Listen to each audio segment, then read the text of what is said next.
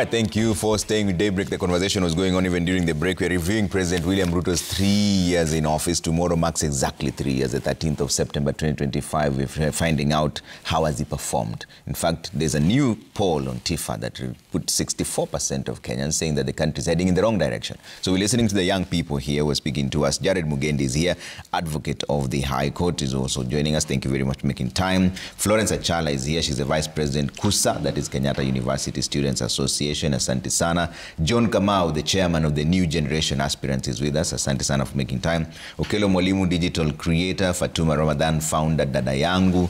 And Utieno Mokaya, advocate of the High Court. Thank you all for making time. Let's get into the nitty-gritties now. When we started this conversation, Kamau, you were not very happy with the review of the president. In fact, you gave him a 1. So let's now talk about the specific issues.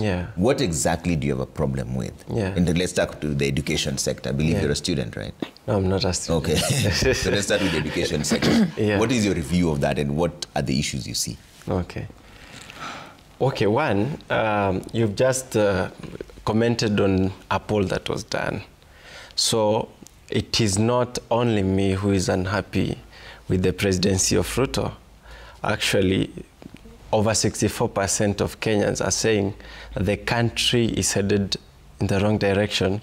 And that actually makes me wonder where my fellow panelists come from, because, I mean, 64% of Kenyans feel that the country is heading in the wrong direction. Talking of the education sector, there were gains that have been made since Kibaki came in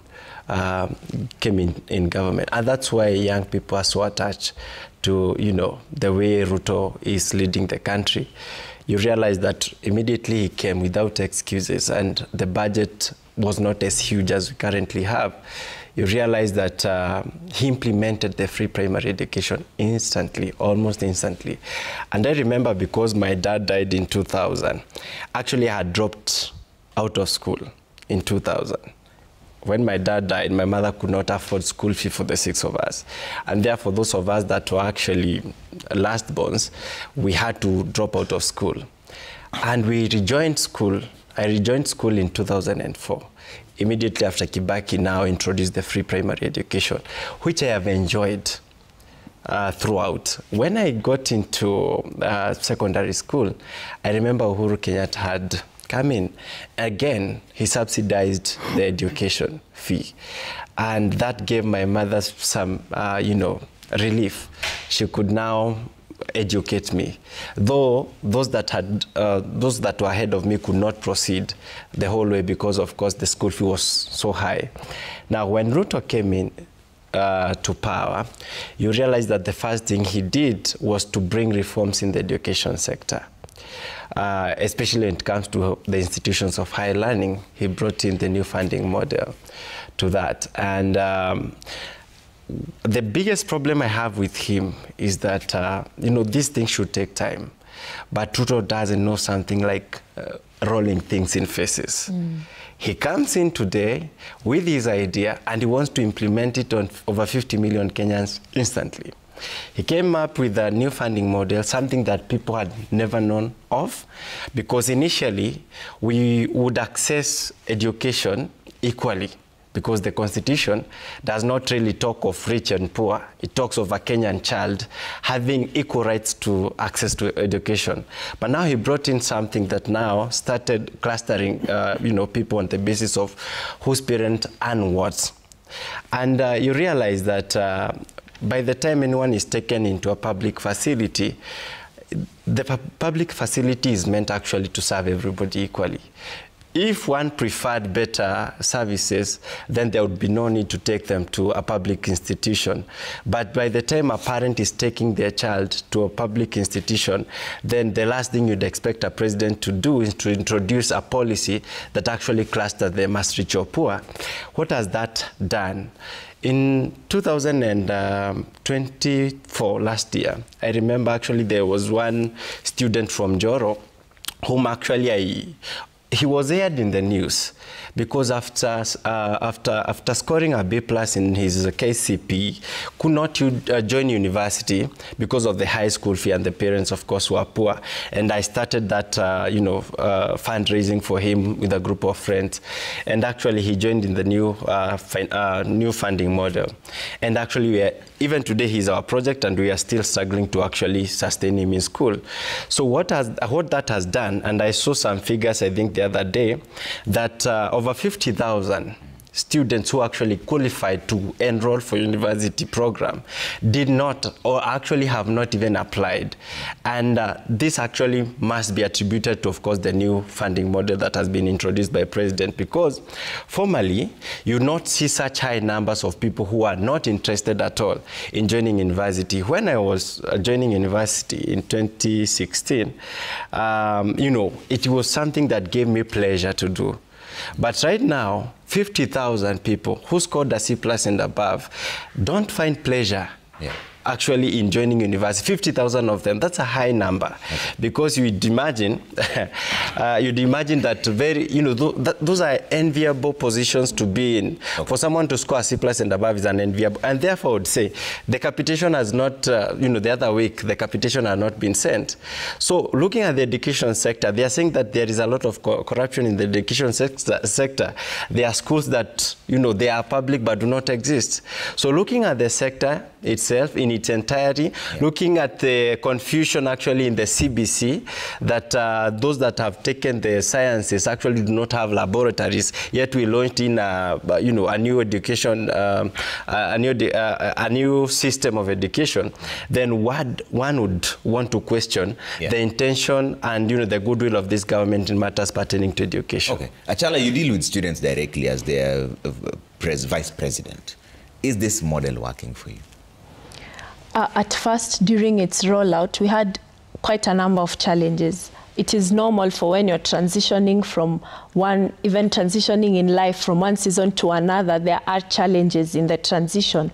During the rollout, students are being categorized into bands, different bands according to your needs, vulnerable, less vulnerable, and the able, which each had different percentage being allocated, the scholarship, the loan, and what the household has to pay.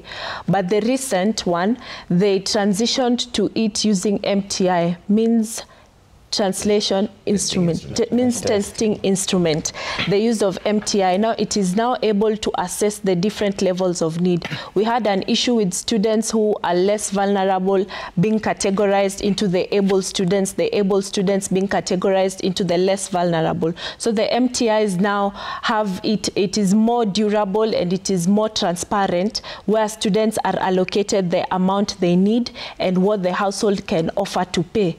Actually, before the first years reported, late August, a week or two before they reported, the funds had already been disbursed. So this shows that the government has really prioritized education. But another problem we are facing is the capitation to the schools.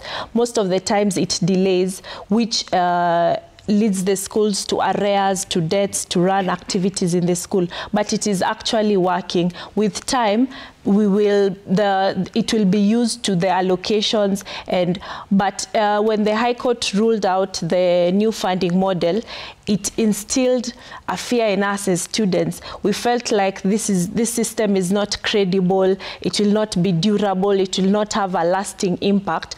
But with time, we have seen now that they are trying to improve the system, they're trying to improve how they're doing their allocations. The allocations are now timely, which is quite a big step from that side. Okay. Mugendi, I'd like to hear your thoughts in terms of education. I don't want to box any of you into this structure of conversation that we generally talk about education alone. I want you to raise the issues that you feel work and the issues that don't work and your recommendations. But you can also brief on the education part. Has that been given the priority it deserves from your perspective? Let me begin from the earliest point of view, indulge me just shortly from the poll, because I'm very familiar with how polling works. It's actually 62%, not 62%. 62% of Kenyans say the country is heading in the wrong direction. 70% say the economic situation has gotten worse since 2022. The easiest way to check a poll is to see how many respondents they interviewed. And that's where possibly the perception begins. Anyone who designs your perception can influence you. If I can influence you, I can control you. And I urge some of these posters to be a little bit honest sometimes when they do these things. I have a consultancy where we do most of these numbers for candidates into election. I can easily tell you this candidate will not make it based on 1, 2, 3 factors. So I do not think it will be wise to rely on that unless we see how many respondents they interviewed across how many counties to reflect the number of people in the IBC register, so that we can conclude with what my good friend who has categorically told us before he hates the president. So sometimes I really feel bad when I sit with him, because anything I say he probably will not believe, you know. So for me, the education sector begins with where my good friend told us there has been notable progress. Teachers have been increased. That is progress number one. You know, when you look at a value chain, you don't just look at one sector. So teachers have been increased. There has been an effort, like you've had, the means testing. If, for those who are familiar with how people with money work, they want to pay less everywhere. In fact, they want to get free. No one wants to pay anything. If you go to town, someone has a huge car. I'm talking about, we all know what we mean by huge car. You see them parking on the side of the road with their driver keeping the engine running because they don't want to pay 250 shillings to park, you know? So it is normal, because this bad behavior that we have has translated even to, I mean, who wants undeserved children not to get an opportunity to go to school? But you want the few who can afford to come and crowd the same space. It doesn't make sense. He told us the background was struggling. I mean, if someone is giving you an opportunity to go somewhere and tell you someone else can pay for you, isn't that something to be afraid of? And that's why I urge, it is good to expose ignorance so that we can teach the alternative. The other thing which perhaps we can laud him for is, whenever a program is launched, and this is common with everything Kenyan, the first instinct is to mistrust. And anything we mistrust, we misdiagnose. Everything we have ever mistrusted in this government and we have misdiagnosed has actually worked to the opposite. And why? Because we have been convinced we don't like him. Whether we like him or not, the program that he has launched should be evaluated on its merits. And perhaps that's where we should begin. If we are beginning in this phase and we are saying there are challenges A, B, C, and D, but we have seen the overall benefit is sustainable. That's why even in food, nowadays we don't talk about food security. We talk about food sustainability. Yeah? It's no longer about securing a specific space. It's about sustainable in the long run. In the long run, in 20, 30 years, will this model be the model that we can all bank on? Absolutely. You know? So if we can, for me, I want to begin from the mindset perspective. The nitty-gritties, of course, we can put all the targets, and they have been put very well by my colleague here. So I would think he has made good strides in that respect. And where there are challenges, I think, and I have said this on so many other, there is no excuse other than improvement, which we have seen a willingness to do. All right, Mokai? Trevor, I'll start from personal experiences. I've been a beneficiary of government sponsorship, Arambes, and scholarships.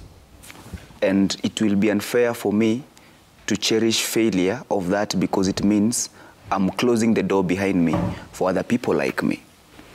But the education sector has always had issues. That's why we have always been having the Ominde task force, many task forces trying to look into our education sector.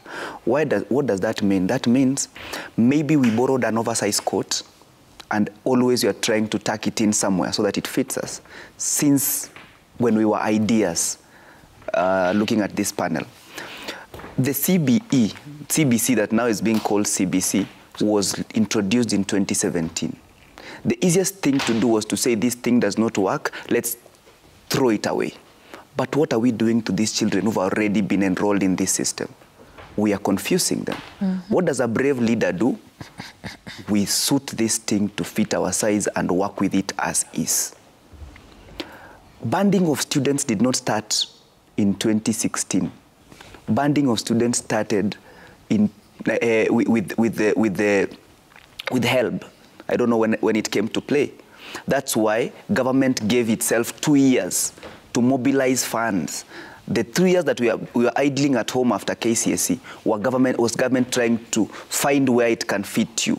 Some were thrown to NYS. Others we were told stay at home for 2 years as you prepare to go to university. And we didn't come in as equals. We came in depending on what help determined was your need. Some of us came in at 20,000 as your help balance. Some of us came at 30,000, others at 40,000, others at 60,000. As a son of a teacher, if you asked me to band myself, I'll put myself at 60,000 because I want the best out of the loaning system of higher education loans board. But did I fit in that band? No. My parents could afford some 28,500 there. But if you ask even my parent whether he wants to pay the 28,000, he'll tell you, I'd rather not. And that's how economies work. That's how money works. So we have fundraisers, those who come from rural areas like myself. Yeah. You'll see people who are clearly able, organizing fundraisers for their children to go to university. Do they need that help? No. What do they feel? I'd rather not pay. I've fundraised for other people. It's my turn to do what? To receive my kind of kindness. So you can't question an audit because it delays your benefit. You question an audit for its purpose. School capitation has always been on time, but again, we have burdened this country with a lot of fake students, a lot of fake numbers, a lot of fake books. Yeah, principals are in cahoots with textbook owners and other people who balloon these numbers so much so that we think we have 1 million students, or maybe we have 500,000 students. Maybe this could have been done earlier, but now that we have an audit, to put every money to every student so that this other money can go to health, this other money can go to development. Is that a bad thing? Even Satan knows that's not a bad thing. Okay. But maybe the timing is wrong. Yeah. History tells me that when the current president we have, with, Dr. William Ruto, was in the Ministry of Agriculture, there was a task force to question the maize scandal. There was a meeting, I don't know, in Kenya School of Government in Kabete. He got into that meeting, told the people, the farmers and the stakeholders, you people know what the problem is. In 10 minutes, give me an answer.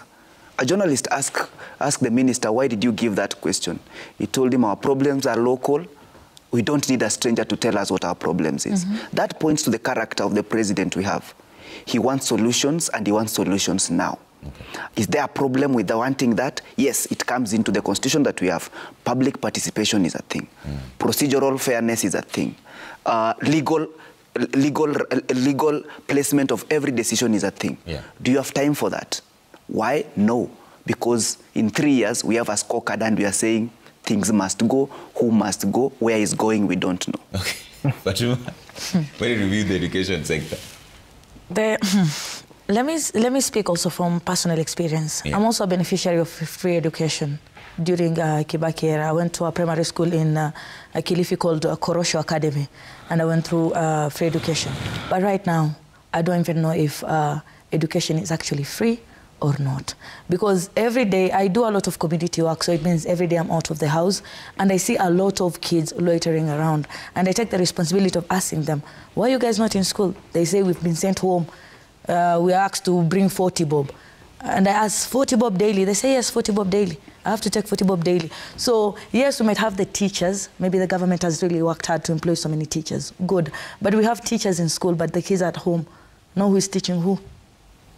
So there is a big problem in Kilifi. I don't know who is failing. Another thing is, amongst us young people, it has become so cool to hate the president. And it has become cool to hate president. If you don't hate Ruto, then you are the problem. You're part of the problem. Why don't you hate this guy? This is a bad guy. There was a time, I'm an aspirant for the Kilifi Women Rep seat. So when I'm doing my community work, I try to tell my people also, please consider me a grassroots candidate. Please help me. I am broke, but I need to get into this political seat, you know. And kids don't like Ruto.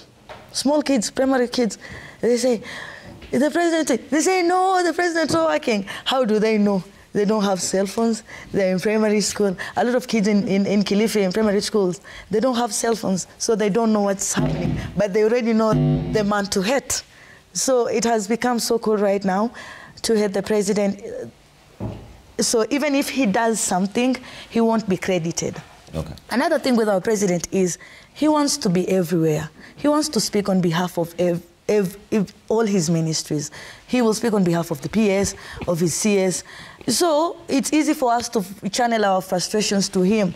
I feel like he needs to let these people speak on behalf of themselves. If it is education, then we know who to be mad at. If it is health, then we know the guy to be mad at. But all of us collectively, we are mad at him. Education, mad at Ruto. Health, we are mad at Ruto. It's John's fault. Yeah, you see, now everyone is mad at Ruto. It's his fault. Because he wants to speak for everyone. He shouldn't do that. He should let every ministry take responsibility. Take responsibility, yes. Okay. Okay, hello? Okay. Thank you, Trevor. Now, on education, you see the good thing with me is I don't have any political weight hanging over my neck. So I'll speak as, I'll be as neutral as possible when assessing this fact. Now, it's good to speak the truth. If I was given an opportunity to be a principal, I will decline it. These people are going through a lot of headache. With the delayed capitation, and the students are not supposed to be sent home. When they're sent for, let's say, lunch money, the activists and all these government agencies are in your case. Now, I think I'll just urge the President and the Ministry of Education to disburse the capitation to schools, because the schools, many schools are not able to pay the non-teaching staff, for instance. There are those, due to some shortage in teaching staff or whatever, you realize that some principals and head teachers normally go ahead and employ BOM teachers. So the principals and head teachers are not able to pay them. So the principals and the teachers are normally left with only one option, to send the students home for money. I'll also blame the parents, because I think once it was said that the education is free, there are some parents who developed a mentality that they're not supposed to pay anything. So I think schools, we should see schools as state corporations, where both the parents and the government come into play. I think the parents should not, run away from their responsibility so that education can grow. Now, on apart from capitation, I think the other thing that this government, even though they inherited the CBC that has now been changed to CBE, they had a negative idea about it. I heard, I think, between Wetangula and Mudavadi, one saying that when they get into power, the first thing they will prioritize is to scrap off the CBC. Education systems or curriculums cannot be scrapped like that. Yeah. Now that it is an ongoing process, I would just like them to appreciate the fact that they need to fully support it. CBE is quite expensive in terms of demands. They need to provide facilities to schools.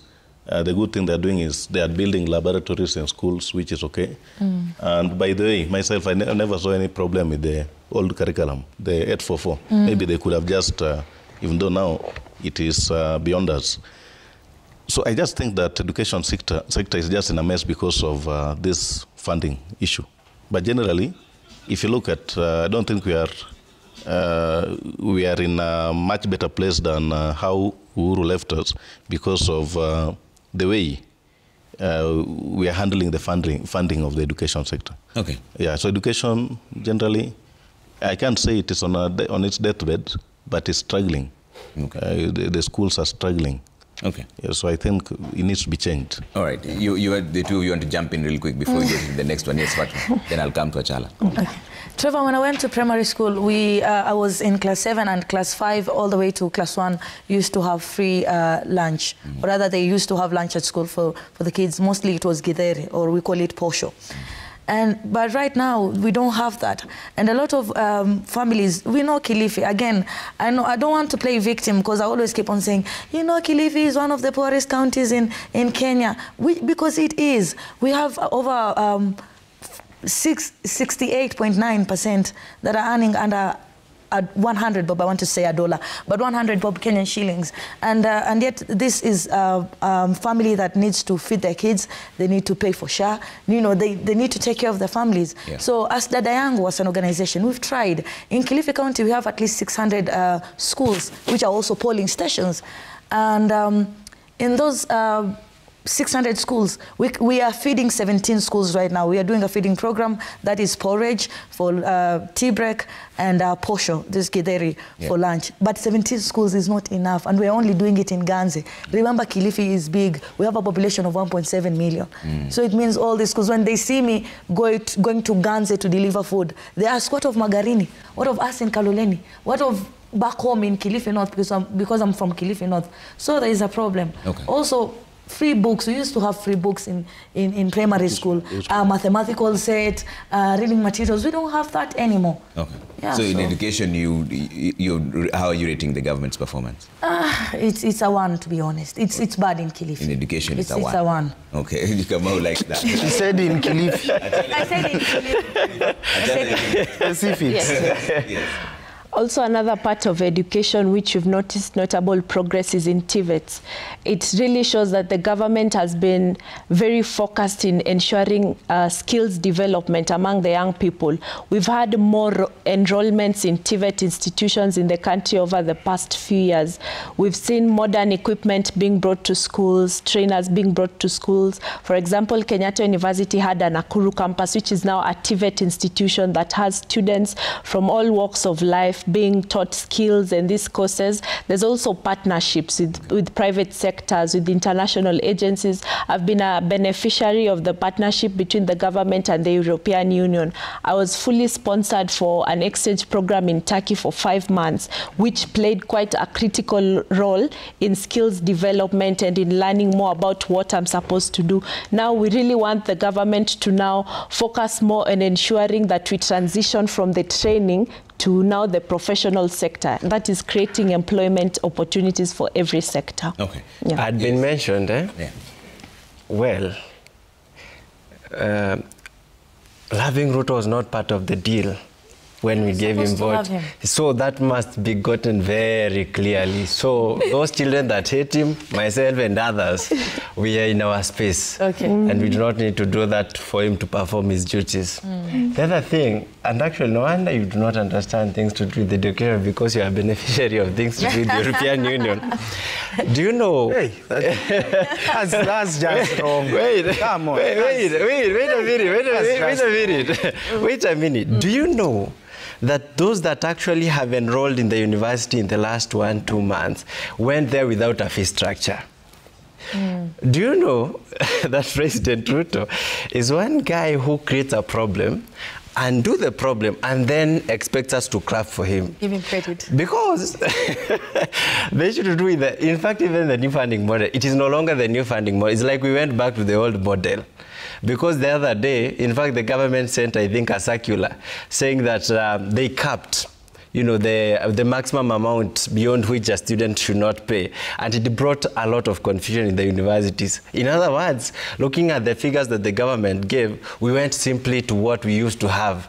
And therefore, if you want to laud him for actually clustering students, he saw that it's not working and he He did actually scrap it himself. Look at it, or the government wanted to rationalize. He's getting it wrong. This is what happened. So that each and every cause has a specific figure, not that any. That is what was there initially. That protect the student. That is what was there initially in the new funding when we started. He said that courses cannot actually be paid similar amounts, which is okay.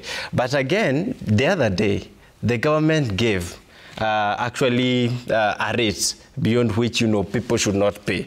And actually looking at that, I saw something to do with 60,000 as a max for most of the students. That is what I was paying when I was in the university, under the old funding model. So right now, if whatever the government actually proposed the other day is something to go by, then we do not have the new funding model, we have the old funding model. And therefore, you cannot clap for him. He just created a problem and again solved the same problem. And now these guys want us to clap for him. Can't happen. You disagree. Say about that. Yes, Mugen. It's not even maybe a personal issue with him. It's for me, if you have such a fixed mindset that the demonstration of alternative evidence cannot convince you otherwise, then that is an issue that no panel can fix. Like I said, that kind of negativity affects your immunity system. You cannot think rationally that way in any forum. The teacher has told us there are challenges that are there. No one is here to say those challenges are not there. Yeah. That is not what this panel is for. The issue is there is a program. It has begun. No one is working back on it. Which program? Are there steps being... You don't even understand the problem that you are putting across. So you wait. You don't even understand the problems you're putting across, because I saw the teacher shaking his head. What are you talking about? No one here understands what you're saying. The head is blinding. You are too hateful. No one understands what you're saying. The issue is there is a program, whether it's the capitation, whether it's the MTI, whether it's the funding model in the university, no one can sit here and say that there are no challenges. But what I can personally say is there are continuous efforts to improve. And that is the leg on which I stand. That is the corner on which I stand. And I will encourage those who are trying to improve to keep making it better. Because the alternative of sitting and castigating and dragging them down helps nobody. He is not a father. So he wouldn't understand. Look at this. Oh, I don't. Okay, he's not the father of the nation. That's a good one. He's not the father of the nation. So he wouldn't get it. Yeah. You know, the weight of 54 million Kenyans may not fall on his shoulders. Maybe the one. And you can see he's a well-kept man, manicured nails, gold watch. So he's fairly well off. These are the people who the government is telling pay more. And maybe they don't want to pay. They don't pay. Yeah, and they don't want to pay. Let's proceed. So the issue is, Trevor, where the government is trying, can we be there to give solutions and to support that it actually completes its work? The benefit is not to individuals, it is the entire nation. And we are talking about if there's an output that gives measurable progress in 1 year, there are those that gives measurable progress in 4 years. There are those that gives measurable progress in 10 years. Surely, it would be foolhardy to sit here and say, we want all those progresses to come in 3 years. All right, fair point. Let me hear what Mwalimu has to say, then I'll come to Mukaya, and then we close on this education conversation. We get to the cost of living. Yeah, on education, I think, you see, management of government is like, how do you say, those of us who are not within the government, whatever, cycles, would blame the government, just like a spectator would blame a player for not scoring. And if you give the player an opportunity to play, they will not even see those chances that they are blaming others for not scoring. It's always good to blame people for what they are not doing. Maybe on a lighter note, my brother might not be a father, but he might be a father figure. Okay. So that's, I think, a fair point. Now, on education, I think the government has tried to change a few things. Yeah. It's good to look at the positive and say it the way it is. We've mentioned teachers. In the junior school, I think there's, when we started with the junior school, there were very few teachers, about 1 or 2. So they had a lot of load, something called load, for those who may not know, teaching load, number of lessons, that is, and maybe other responsibilities. So when they started, and then when there was a public outcry, the number of teachers have been increased over time. So right now, I think the junior school are well handled. The only thing I would challenge this government to do on the junior school is they should find a way of separating that junior school from the primary section. You find certain schools, because I talked to a few of my colleagues who are in that sector, they tell me that the head teachers in primary schools are not well equipped to manage them. So they might not know their needs.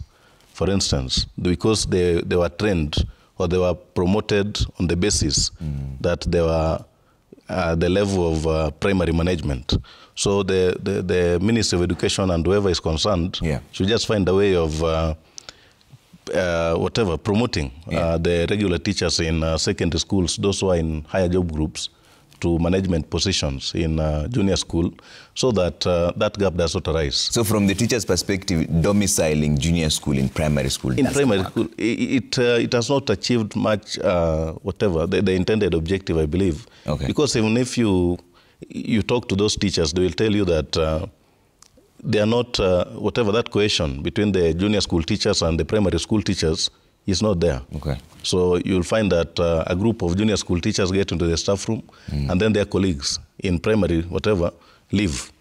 So it's like paraffin and water, to say, because they handle different But Trevor, allow me also to mention this. Some of the things that we blame the president for, we should blame other arms of the government. Remember, we have 3 arms of the government: legislature, we have the judiciary and we have the executive. Now, it's like we are placing all this blame on one person, who is the president of the Republic of Kenya. I think, according to me, that is not fair. Okay. We are the same people, the people who are blaming the president. Which kind of MCS do we elect? I think we also what transpired during the impeachment of the Kericho governor. We have MCS who cannot even speak English, or they don't understand it completely. An MCA who has the audacity to ask the senators to request to be allowed to speak in local dialect. And these are the same people we elect, and then we expect the president to cure all this problem. I think we are getting it wrong. Okay. So we, the people, before we blame the president, let's look at the member of parliament we're electing. There are those who have never spoken in parliament for all, 1 year. Yani, the only time you'll see them in parliament is when they're going to vote yes.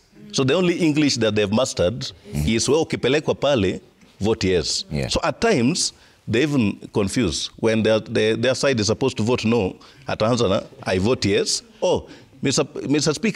Speaker, I vote no. So I think the quality, the caliber of leaders that we are electing in all these positions. Yeah.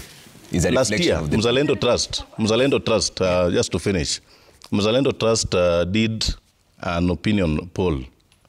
And they realized that they told us, not opinion poll, it was from the Hansard, I think, of the parliament. 66 bills were dropped due to what? Lack of quorum. A member of parliament who is supposed to be in parliament passing or let's say rejecting all those bills is busy in the rural areas, for instance, maybe in Ugenya or in Kajiado, in funerals. So members of parliament are not elected to attend funerals. And that's where I also agree with the former Prime Minister. Let them stick to their lane of oversight, representation, and legislation. Okay. So we are not electing them so that they can go and the funerals, or they should be in parliament. Yeah. If you drop 66 bills, 40 in the National Assembly and 26 in the Senate due to lack of quorum, I think that is one of the highest levels of incompetence. Okay. Let me hear what Mukai has to say, and then we move to cost of living now. I'll play the devil's advocate. Yeah. Because I was trained to argue for both sides, I want to be sympathetic with my brother. I think we are not understanding what he's saying. It pays him dividend to hate the president, because where he's coming from and being an aspirant, there's a certain quotient of hate that you must have for you to be elected. So I understand him. This is a survival war. So he's not arguing. He's trying to survive politically. Because in that side of the world, you really have to have some quotient of hate against the president for you to even be allowed to speak. So my brother, I understand you. In speaking of education, some people have said my brother is not a father. I am. I am one, and I am a father figure to many people. And I'll say here without fear of contradiction, my child goes to a private school. One, because I thank God I'm able. Two, because I am not satisfied with the quality that we can get in public school. But again, anything you receive for free, you are, we say in law, stopped from complaining about the quality. When you go to a party you are not invited, one thing you should not say, "Hii pilau haina nyama." Because you did not invited. So, because I don't want to be the person saying that hii pilau haina nyama, I choose to go where I can pay for my own meat. So that I can get the transport I want for my daughter, and I can be able to question the quality, so that I can say we need 20 children per teacher, because I pay for it. All right. So government gives what is bare minimum for those who don't have alternatives. And then we need to question, yes, what government offers, but first we need to be thankful that there is that opportunity and there's that alternative. As Kenyans and as citizens everywhere, the only thing we like about government is a government job. Everybody else would rather take another route. Most of us here will choose everything private except government job. All of us want good roads, but again you realize we are not willing to be taxed more. We are complaining about debt. We can't allow public-private partnerships to go on because we think somebody is benefiting.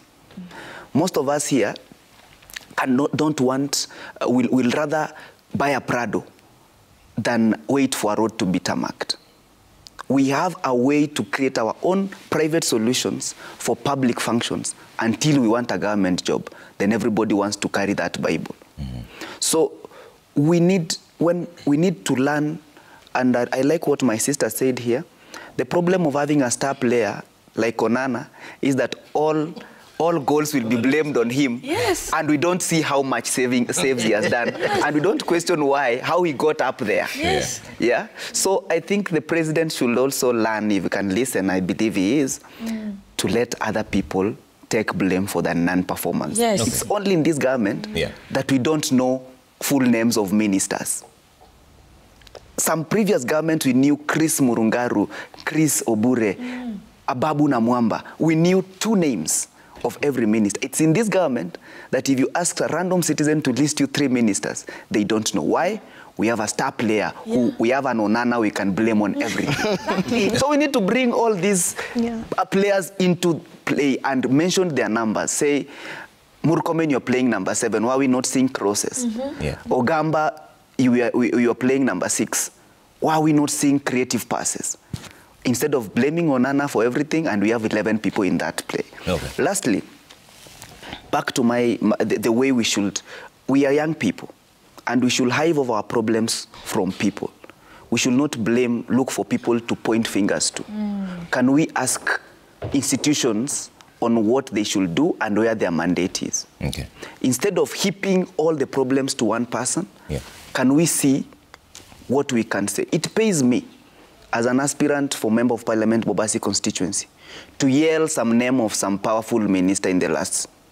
But is that the kind of politics I want to do? Is that the kind of leadership I want to foster? Is that the country I want to hand over to my daughter, where we are so keen on looking at who to lynch than looking at what to do? You should laud some things that are done properly while you criticize some things that are done wrong.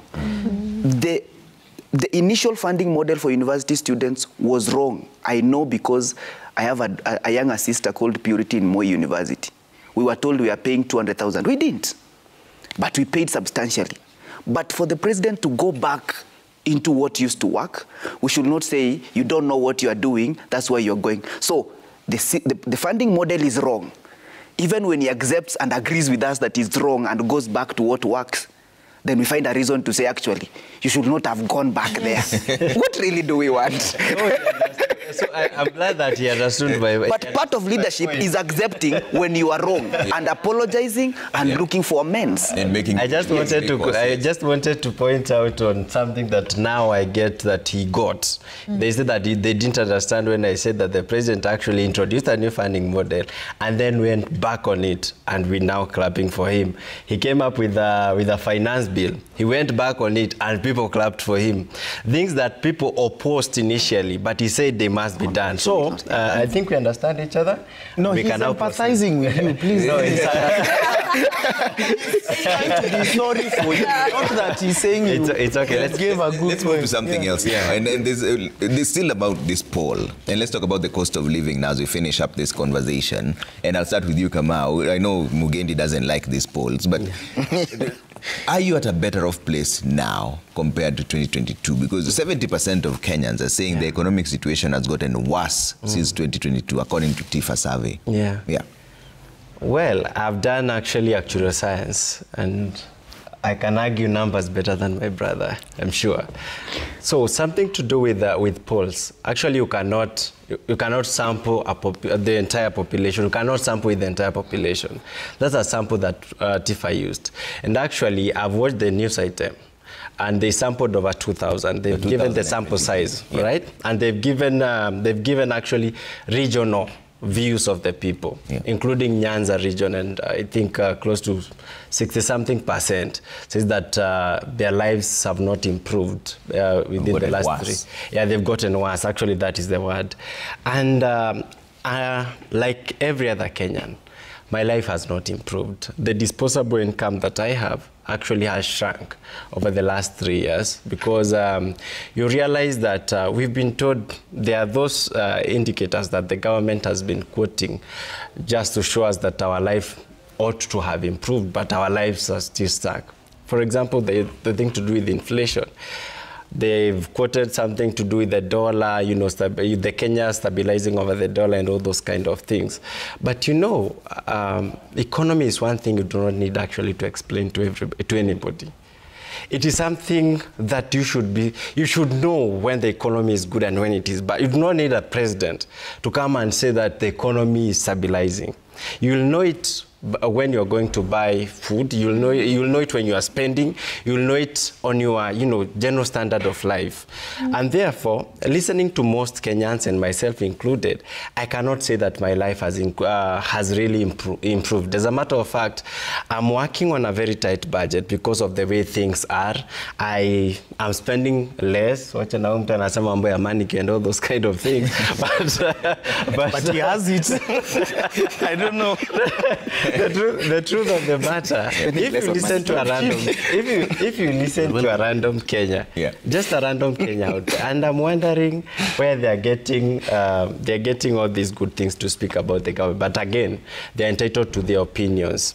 But most of the people, including in Joro, where I come from, the entire country, according to your poll, people are feeling that we are heading towards the wrong direction. I think there's something that the government is doing that is, and there is a saying that says that direction is important than speed.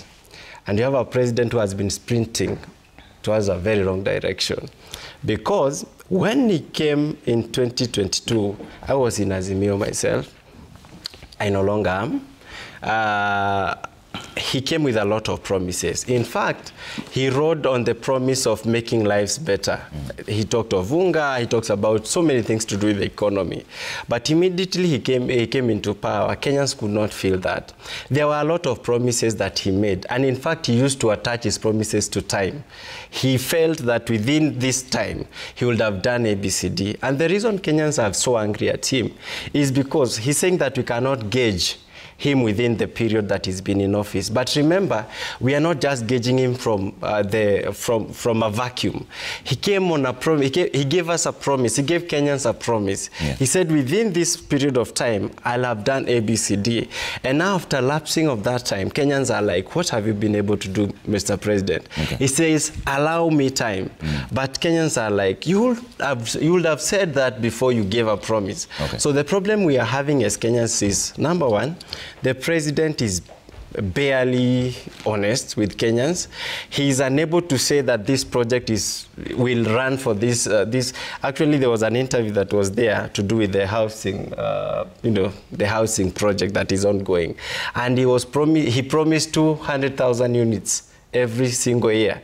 And I remember he was asked, how many have you managed for the time that you've been in office? And very few are completed. So I think the problem that we are having, he's overambitious. 50,000. Yeah, it's few. 3,000. And actually 150,000. Yes. 150,000. Yeah, so that's few for him. Yeah, it is few. Okay. In fact, the completed units, according to the CEO that was actually interviewed on Citizen, you know, I'm a consumer of news. Yeah. And these people, if you realize that they are not understanding, is because maybe they were, they didn't see the news item that was there. But according to the CEO, I had about 3,000 units that are completed, and around, I think, 1,000 or so were the ones from Uhuru Kenyatta's project. So just a few have been occupied from what Ruto is doing. And she said that some more are going to be completed in due course. So the problem we are having is that the president is overpromising. Kenyans are having a lot of expectations on him, but he cannot deliver. Okay. Achala, has your life gotten better in the last 3 years, economically speaking? Yeah. Actually, since I'm still in the university, I'm dependent on my parents, who actually is a civil servant, and we've seen more deductions on the pay slip. So the deductions on the pay slip, I'd agree, it is a long-term investment that will work in long term, but in short term, it is actually pressing to. Economically, it is pressing. It actually increases the struggles, paying bills and catering for all those things. And I'd speak as a student leader in one of Kenya's world-class institutions. Over the years, since 2022, we've had more students coming up as vulnerable students. We have orphans, and people who need support have been increasing over the years. Were it not that for the school we have internal bursaries and all that support to the vulnerable students and the orphans, we would have a very high rate of students who really struggle. We talk of things like Kuinama, which might sound as a joke on the internet, but it is actually a real thing. People survive on 1 meal per day, or even none, or even 2 for the most fortunate ones. So it is actually a real thing. That call back home to get funds, parents don't have them. How can you survive with studying? You can't find a job too. So it's actually a struggle. And I'd agree that the cost of living has been a pressing concern in Ruto's government for the 3 years. We've seen inflation and all those things. And even as someone who's still dependent on a parent, I'd agree it has even affected me economically, because now the more the deductions on the pay slip, the lesser the money. It is a long-term investment, we agree, but what happens to now the short term? How do we live in the short term, even as we wait for the houses to be built? My father works with Kenya prisons, and I remember for half of my life we've lived in very what do I call it, in not so good conditions. Then houses were built, very modern houses, very nice houses. We moved into the new houses. And I remember my siblings and I were so excited that now we can live in a house that even has a washroom inside, has a shower and all that. And it was done during Ruto's administration. Now building the new houses, I'd say he has not yet done 100% of moving people from the dilapidated state to now the modern housing, but it is progressive, we do agree. Because from a personal experience, moving from a very small house, it's like a makeshift, just temporary, to now a new house. It is very modern, it can sustain us. That is a notable progress. But we agree, it is a very pressing concern, the cost of living. All right. Mugendi, I know you have a consultancy firm, so maybe your stories are different, but has your life gotten better in the last You know, I've been here on record saying I don't depend on the government for my success. And I say that proudly because that is a story world over for any entrepreneur, for any person who wants to do anything meaningful in their life.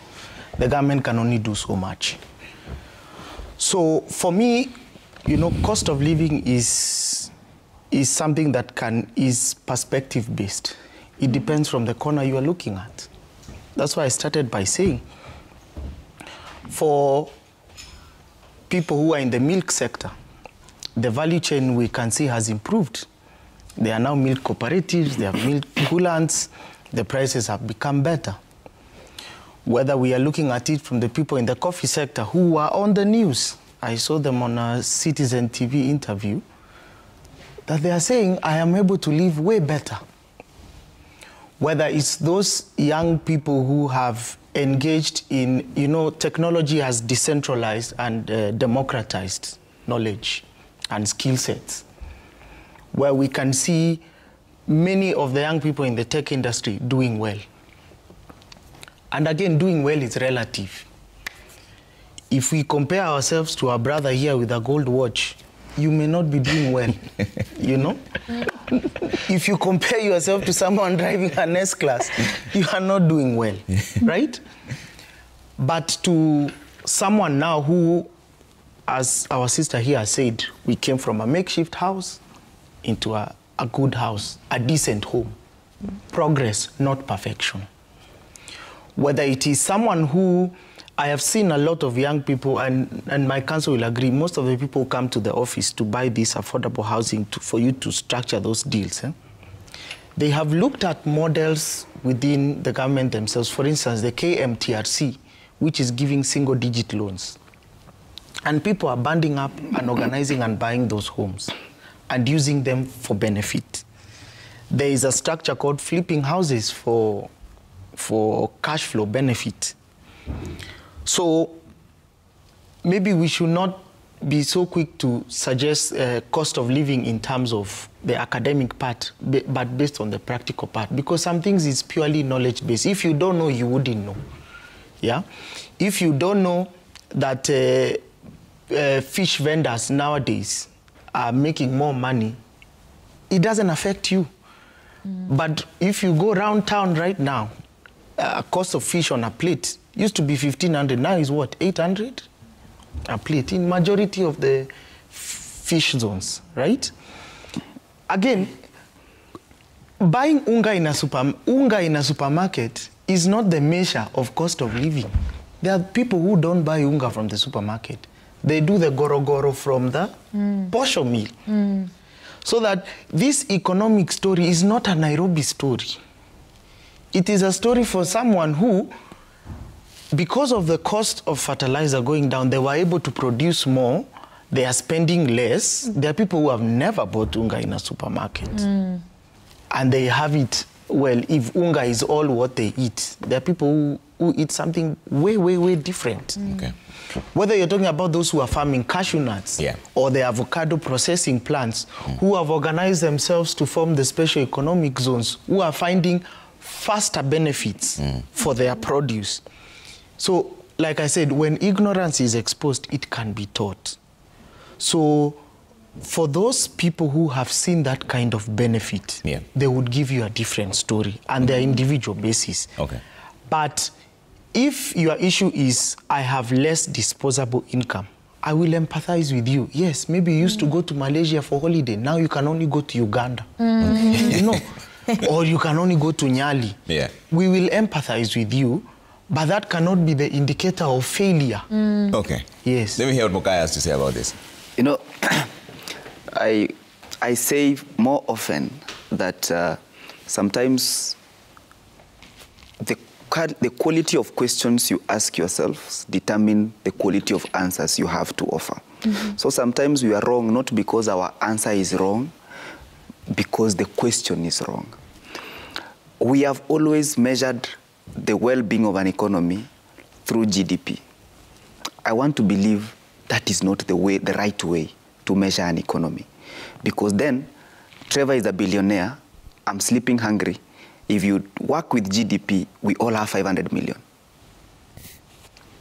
But the right way to measure the economic doing of a country or a populace is access to credit. How many people of your population can be trusted with money that is not theirs? If you try to approach a bank today, you'll be given a loan at 12 to 15%. SACCO could be better.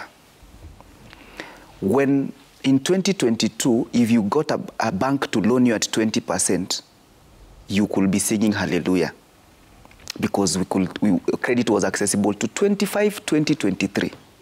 So in that front, is there more that is available to do business, to solve immediate problem?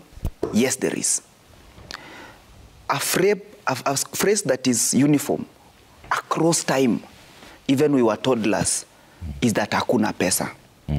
So there is no day, even on payday, that somebody will say, iko pesa.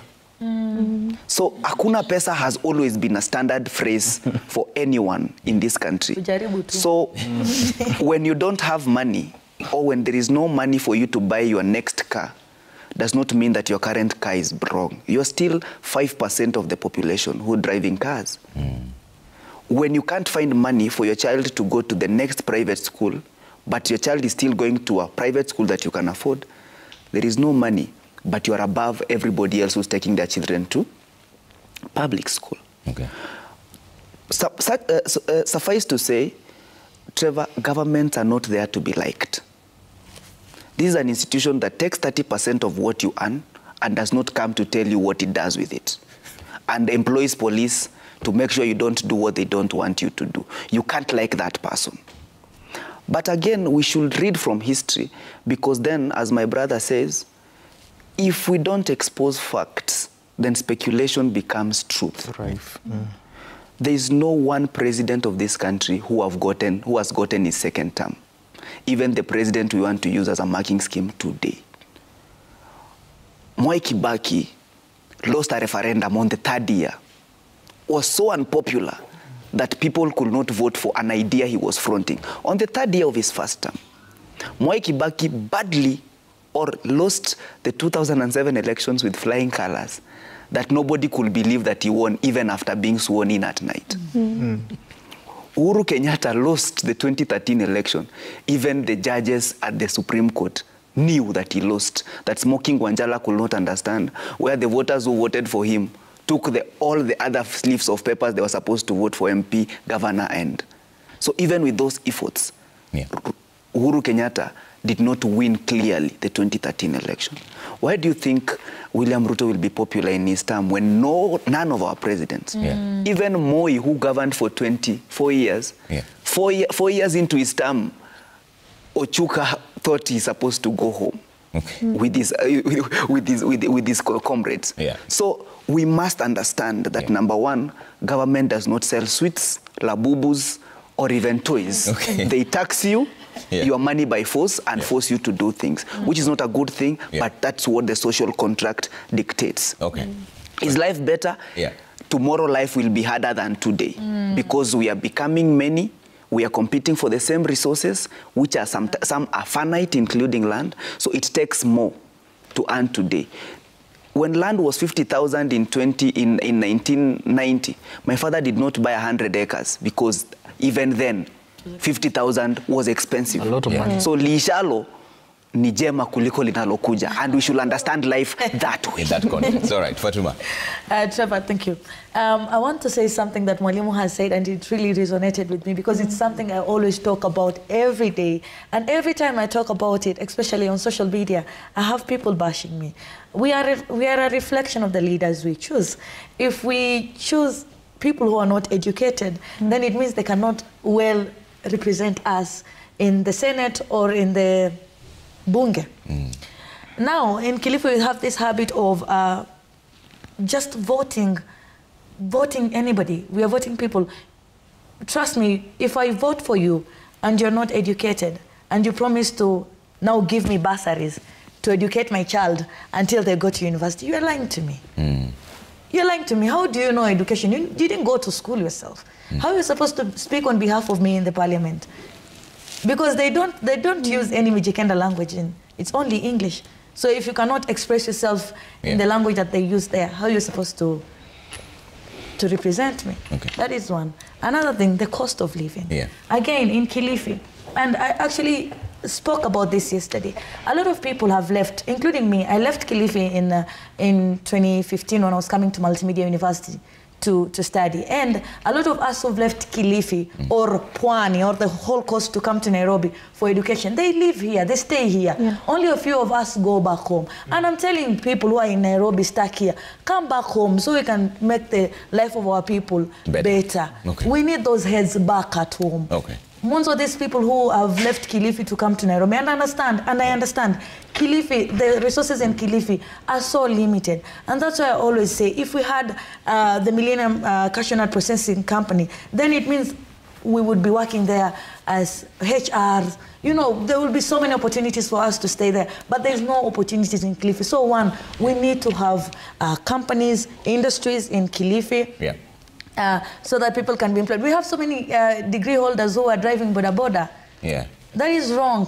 My parent, my father has lived in Meru, Tigania for the last 13 years, buying macadamia and from the farmers. Yeah. But he should, if the company was in Kilifi, he would be back at home, working at home, buying cashew nut at home. So, yeah, the cost of living is actually bad. That's what I can say. Mwalimu, very briefly, now, you already touched on this, so we just want I think the major thing that I think the main undoing of this government, as far as cost of living is concerned, is they've punctured the pay slips. So I think those of, I will inform my brother, because we'll be friends, that there are those in the public service who mainly depend on the payslip or the salaries from the government for their upkeep and those of their families. So I think this government has done enough to make life unbearable to most of those citizens. They cannot, live a modest life. These days, you realize that you take a loan today, and then after 1 month, you go for, advance. The following month, you go for top-up. So you borrow from, and then you borrow from Paul to pay Peter. So I think, and then the negative thing is, it is based on the gross salary. I think any deduction that is based on gross salary is detrimental to our whatever. Okay. I think lastly, Trevor, I would just like to urge Kenyans to be a little bit patient with the government. I believe with the time, things are likely to be better. And we say, on a lighter note, that in Kenya, a president just needs to win the first term. And then the second term, a continuity. It's guaranteed. So Ladies and gentlemen, thank you so much for making time. We have to leave it there. Let's take a break. We're coming back in just a bit with Ben Su and Brayo, I believe, and Level Up Friday. All right? Bye for now. Have a fantastic weekend ahead.